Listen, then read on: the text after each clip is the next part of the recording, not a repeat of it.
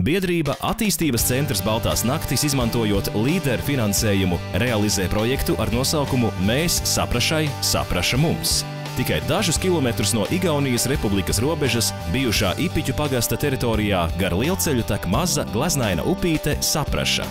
Vietējā iedzīvotāju iniciatīvas grupa jau sen loloja ideju par upītes krasta sakārtošanu, nobrauktuves ierīkošanu un maza atpūtas namiņa uzcelšanu. Vairākus pavasarus tika rīkotas sakopšanas talkas, bet līdz ar rudens atnākšanu teritorija bija aizaugusi un grūti pieejama.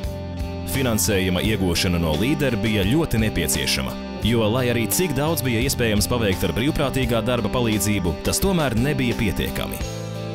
Projekta vadītāja Agrita Strangate stāsta par plāniem. Tiks veikti vērienīgi zemes darbi. Upes krasts tiks attīrīts no kokiem un krūmiem, uzvesta melnzeme, planēta un līdzināta teritorija.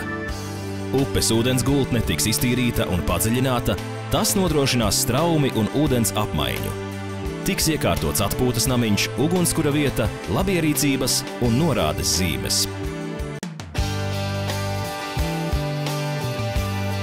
Meitenes un zētiņi, apsveikums, ramatieši ir klāt! Biedrība Attīstības centrs Baltās naktis, izmantojot līderu finansējumu, ir realizējusi projektu ar nosaukumu Mēs saprašai, sapraša mums. Šobrīd Saprašas upītes krastā ir veikti paredzētie labiekārtošanas darbi, ierīkota nobrauktuve, uzcelts atpūtas namiņš, šūpolis un vieta ugunskuram. 2011. gada augustā tika sarīkots vērienīgs projekta atklāšanas pasākums. Pirmie apmeklētāji, kurus ar prieku sagaidīja projekta aktīvisti, bija riteņbraucēju komandas no tuvākiem un tālākiem ciemiem. Svinīgos atklāšanas sveicienus un pateicību idejas realizētājiem teica Rujienas novada domes vadītājs Guntis Glatkins. Jā, labdien visi klātesošie un, protams, īpaši Ipiķa pagasta iedzīvotāji un visi tiešām, kas visvairāk baudīs šos jaukos mirkļus šajā jauki iekārtotajā vietā.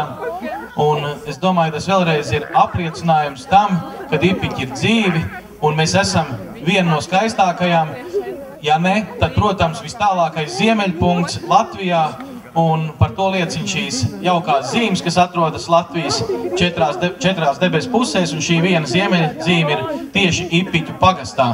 Un, protams, turisms ir viena no nozarēm, ar ko Latvija varbūt mēģina piesaistīt gan turistus un līdz ar to arī savus ieņēmumus papildināt, tad es domāju, šī būtu viena no vieta ne tikai pašiem ipiķiešiem, bet arī turistiem, kā atpūtas vieta, šķērsojot Latvijas-Igaunijas robežu, un reizē arī vieta, kur satikties latviešiem un igauņiem, attiecīgi svinot kādus no svētkiem.